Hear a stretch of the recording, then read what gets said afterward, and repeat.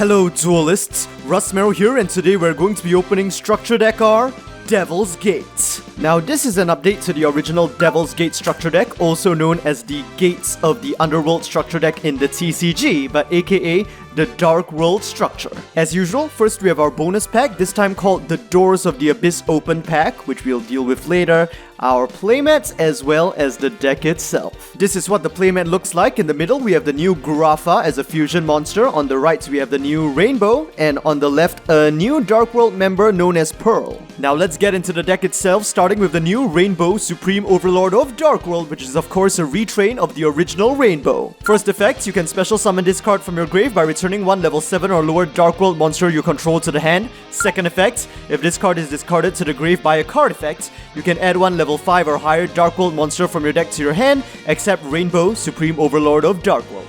Then, if this card was discarded from your hand to your grave by an opponent's card effect, you can special summon one level 4 or lower Dark World monster from your deck or graveyard to either field. So I don't think there's much to say here. He's a very straightforward card, just giving the deck another powerful beater that comes out very easily by having a similar summon condition to the original Grapha. And not only that, he acts as quite a powerful engine for the deck, essentially giving you up to 2 searches when discarded from your hand by an effect.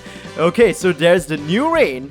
And up next, we have a new member of Dark World. This is the Gatekeeper of Dark World, Zenta, which I think is short for Magenta. First effect, you can discard this card to the grave to add one the Gates of Dark World from your deck to your hand. Okay, that's already very solid. Searching out your engine field spell. And not only that, second effect, if this card is banished and you control a Dark World card, you can special summon this card, but you can only special summon Genta, Gatekeeper of Dark World, once per turn. So I mean, this guy is just the whole package in one, man. You discard him for the field spell, activate the field spell, then activate the field spell's effect to banish this guy, discarding a Dark World from your hand to trigger that Dark World's effects, while also getting this guy back as fodder to use as like a link summoning or other kinds of summon fodder as well. Very, very smooth. A nice addition to the deck, I say.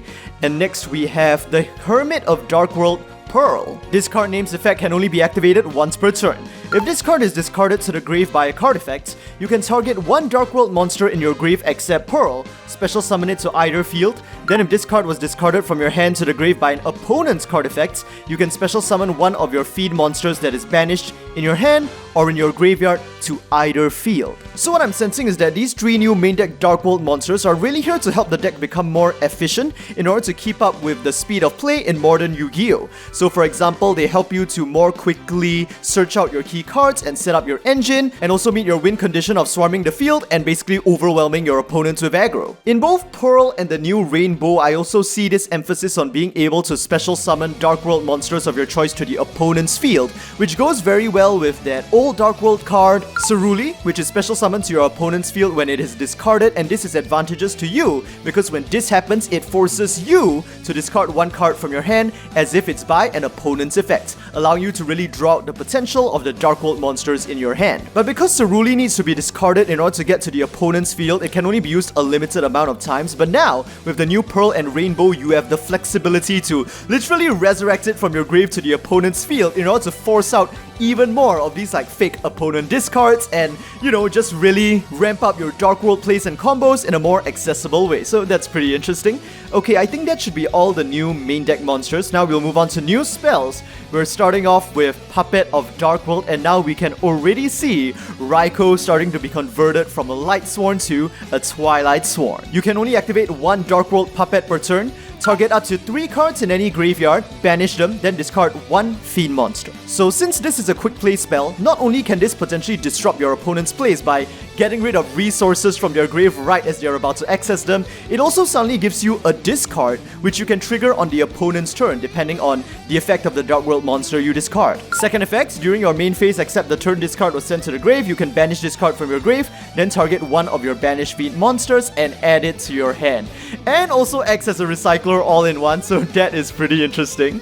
Okay, next we have, what is this? Dark World Library, a new continuous spell for the deck. This card name's first and second effects can only be activated once per turn. First effect, during your main phase, you can discard one Dark World monster, and if you do, all Dark World monsters you currently control gain attack equal to the discarded monster's level times 100 until the end of the turn. Okay, this effect needs no explanation. It just goes super well with everything that Dark World is supposed to do, right? Second effect, if your monster or monsters whose original type is Fiend is discarded by the effects of a Dark World card or an opponent's card even during the damage step, you can discard one card, then draw 2 cards. Isn't this really powerful? Like, I would imagine a Dark World player would really enjoy having this card on their field from turn 1 because it essentially gives you an extra discard when you discard and then supplements those discards. That's nuts! And wait a minute, since this is a Dark World card, if you use its first effect, that will essentially trigger the second effect as well. So again, it's just an all-in-one package. That is crazy.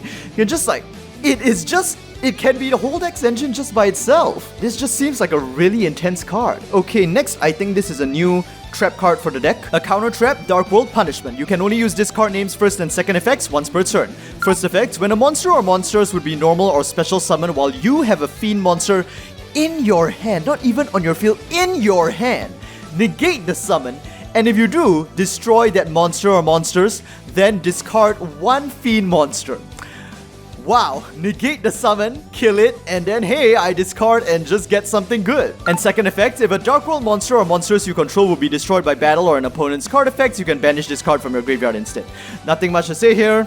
That's just an awesome counter trap for the deck that just helps the deck to do even more of what it's supposed to do. Next, we are moving into reprint territory. This is a normal parallel rare of Reign-Beaux. This is pretty nice because I was kind of out of Yu-Gi-Oh during this era where Dark Worlds were like dominating kind of and really popular, so I don't really have much of them, so it's nice to kind of get them like this. I think I'll probably get one of each, right? Here we have Beige. I think if I remember correctly, this is the one that special summons itself when it's discarded. Brown. Aha, there we go, that's Cerule, or I think supposed to stand for Cerulean, the one that when it's discarded goes to the opponent's field. Some danger support. Oh yeah, these guys, oh, I get why they're in this deck now, because they have that effect which forces your opponent to randomly discard a card from your hand. And if they don't choose this, they might choose one of your Dark Worlds.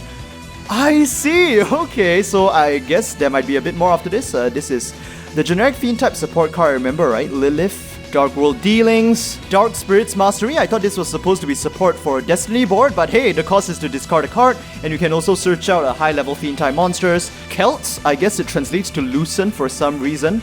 Platinum, Gold, Silver, of course, these guys, you would remember. Bronze, Scar, Khaki, Green, which is like green with only one E, and Zur. I think these cards would feel super nostalgic to many of you, but for some reason they just don't really click with me because I wasn't around during this period. Range, and now we've got more danger cards. The Mothman, this is Barrier Statue of the Abyss, and even some Fables. This is Fabled Raven, Backjack, Token Collector, Charge into Dark World, Gateway to Dark World. This is Dark World Lightning, then a Drag Down into the Grave, Card Destruction, of course. Moving to traps first, we have the Forces of Darkness, Dark World Brainwashing. This is where we start to see our poor little Raikou starting to be tempted to the dark side. Mind Crush, Deck Destruction Virus is in this deck as well, and Paleozoic, Dino-Miscus. And seems to be our final card, Skill Drain. But we are not done with this structure deck just yet. There is still one more gate to the Abyss we have to open. Okay, so here is our Door to the Abyss open pack with 5 more support cards for adding to the deck. And we're starting off with the deck's new fusion monster, a retrain of Grapha, or actually you can consider it more of an evolved form, Grapha, Dragon Overlord of Dark World. So I believe one of these cards should be a secret. Let's see which one it is. Oh, it looks like we're getting Snow as our secret rare reprint. Okay, that's not too shabby. I've always really kind of liked that guy's design. Now let's start by taking a look at Grapha's effects. First, he's a fusion monster, which you have to fuse out with Grapha, the original Grapha, plus 1 Dark Monster. Well, basically everyone. You can only activate this card name's first effect once per turn. First effect, when your opponent activates a normal spell or trap or a monster effect, this is a quick effect, you can make that effect become your opponent discards 1 card. Now this is even better than negation because on top of stopping your opponent in their tracks, they are now also forced to make you discard 1 card in your hand of your choice, which you can now selectively trigger one of your Dark World's powerful discard effects. And second effect, if this fusion summon card in its owner's control leaves the field by an opponent's card, you can special summon one of your Grapha, Dragon Lord of Darkworld, that's the OG one, that is banished on your graveyard. Then each player with a hand discards one card, which is gonna suck for your opponent, but it's just gonna be great news for you. Okay, but although this is a really powerful and menacing fusion monster from the deck, I don't think we saw any like real fusion cards just now, right? So this other new spell card for the deck is probably going to be a fusion card, the Darkworld Accession. I've never heard that word before. But anyway, this card name's first and second effects can only be activated once per turn, and as expected, first effects, during the main phase, fusion summon one Fiend fusion monster from your extra deck by banishing fusion materials mentioned on it from your field and or grave. I see, so you banish the OG Grapha from your grave as cost for the new Grapha, and when Grapha is removed from the field, you can special summon the banished OG Grapha. Wait, I should have finished reading that first. If summoning a Darkworld fusion monster this way, I think there's only one, right, for now, you can also discard monsters from your hand as material. Hey, who said you were allowed to have a subtext like that? That is bullshit, man. And second effects, during your main phase, if this card is in your grave, you can add it to your hand, and let me guess, then discard one Darkworld monster, right? Now, moving on to our final 3 reprints. First, of course, we have the OG Grapha here in Super Rare, followed by our Snow that we managed to get in Secret Rare. That is pretty nice. Although I guess now that I think about it, it would have been pretty cool to get the OG Grapha and Secret, but I don't know, I kind of like having a low-level monsters in special rarities. And ending off with, of course, their crazy engine field spell that allows you, that basically gives you the discard that you need every single turn. This is the Gates of Darkworld. Okay, so that'll be all for Structure Deck R, Devil's Gate. I personally don't feel that much for this archetype, but my impression is that it is pretty popular, especially among the old school players who were playing the game around the time when this card was really rampaging across the Yu-Gi-Oh scene. And I honestly feel the new support is really cool and hopefully satisfying for fans of the deck as well. Alright, if you guys enjoyed this video, do give it a like. Let me know what you guys think about these new cards in the comment section down below. And don't forget to subscribe for more Yu-Gi-Oh OCG booster box and product openings on the day of release. With that, hope to see you guys in the next Yu-Gi-Oh video.